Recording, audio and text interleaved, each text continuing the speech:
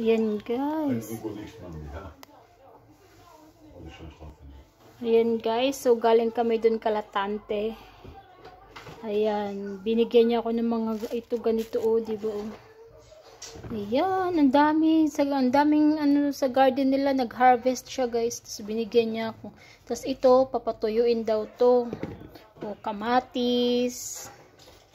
Tapos ano, paprika na yellow. Tapos ito, green. Ito daw yung, maano daw to sobrang anghang daw nito. Ito, sobrang anghang to. Tapos the rest is matamis na siya. Tulad nito, matamis to.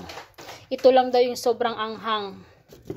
So, ayan siya. Tapos, binigyan niya ako ng ano, rosemary. Ayan, masarap to sa steak. Tapos, meron din, what is the other one, love? Oregano. Oregano to guys, oregano, tas rosemary, tas ano pa tong isa, tas ito guys oh, madami to, ano pangalan nito?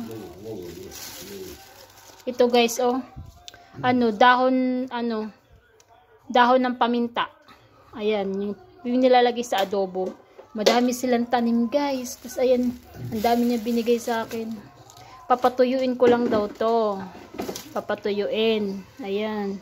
Pati itong oregano. Yan siya sabi niya. Tapos ito, rosemary. O, diba? Meron na kaming ano, hindi na kami bibili. Kasi pag ganito, bibili ka ganito guys. Although medyo malaki siya, 3 peraso, 2 euro mahigit na siya. O, diba? Tapos ito, masarap to sinigang. No? Siling haba.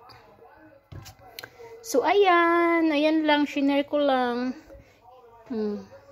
Ang dami kasi niyang tanim sa garden niya. Tapos pag mag-snow na, pag mag-winter na, sayang daw yun. Ang dami nga doon na ano lang siya nasasayang. Kaya pinamigay niya. Лесь, как you, Лесь?